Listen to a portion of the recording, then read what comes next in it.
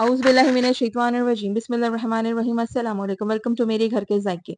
आज मैं आपके लिए बहुत मज़ेदार चपटी कबाब की रेसिपी लेकर आई हूँ। मैंने 1 किलो से ज़्यादा थोड़ा कीमा ले लिया था। इसके अंदर मैंने एक अंडा तोड़ के डाल दिया है, अदरक लहसुन का पेस्ट वो ऐड कर दिया है कीमे में। और कीमे में ज़रा-सा भी पानी नहीं होना चाहिए। 2 से 3 टेबलस्पून अनारदाना जिसको मैंने भिगो दिया था वो इसके अंदर ऐड कर देंगे। कुछ मसाले जाएँगे जिसमें नमक, लाल मिर्च, काली मिर्च, भुना कुटा हुआ ज़ीरा, धनिया पाउडर जिसको मैंने भून के कूट लिया था, और लाल मिर्चें उनको भी मैंने भून के कूट लिया था, वो इसके अंदर चली जाएँगी। 1 अंडा जिसको फ्राई करके ऐड कर दिया था, 3 से 4 ग्रीन चिलीज़ जाएँगी, और मैंने ड्राई पुदीना वो भी इसमें ऐड कर दिया था, इससे बहुत अच्छी खुशबू आएगी। तो अब हम इन सब चीज़ों को अच्छे से मिक्स कर लेंगे। उससे पहले मैंने इसके अंदर प्याज़ बारीक चॉप करके वो ऐड की है। प्याज़ का जो पानी है वो अच्छे से मैंने निचोड़ लिया था। प प्याज़ बिल्कुल ड्राई थी। प्याज़ में भी बिल्कुल पानी नहीं होना चाहिए, और कीमे में भी। अगर इसमें ज़रा-सा भी पानी हो तो आपका कबाब टूट सकते हैं।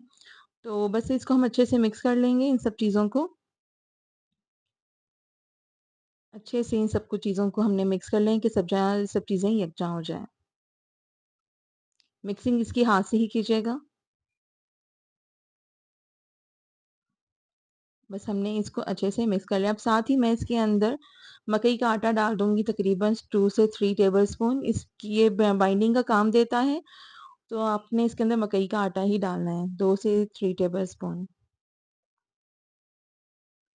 मैंने 2 से 3 टेबलस्पून मकई का आटा लिया था, तो बस वही इसमें तकरीबन सारा डल गया है।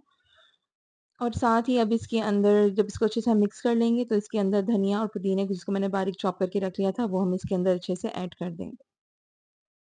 बस इन सब मसालों को अच्छे से यकजा करके हम मिक्स कर लें। हमारा मसाला तैयार है, इसको 10 से 15 मिनट के लिए फ्रिज में छोड़ दें, और अब इसके लिए अब हम इसको फ्राई करेंगे।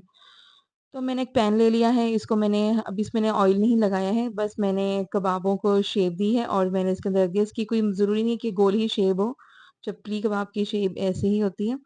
बस आपको जितना चाहिए आपने उतना अपने हाथ में लेना है और उसको फ्लैट करके तवे पर फैला देना है। अब मैंने इसके अंदर ऑयल डाला है और तकरीबन एक साइड को 5 से 10 मिनट पकाएँगे अच्छे से।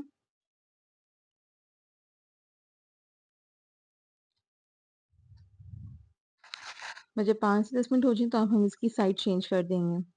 बस अब इसको पकते हुए 5 से 10 मिनट हो गए, मैं अब इसकी साइड चेंज कर दूँगी। देखिए आप इस पे हल्का-सा गोल्डन कलर आ गया है, और आप इसको जब पलटेंगे तो आपने चम्मच से इसको फ्लैट करते रहना है। बस हमारे मज़ेदार से चपली कबाब बन के तैयार हैं। इसको आप नान के साथ, चावलों के साथ, बिरयानी के साथ सर्व कीजिएगा। उम्मीद करती हूँ आपको रेसिपी पसंद आई होगी। Thanks for watching. अल्लाह हाफ़िज़।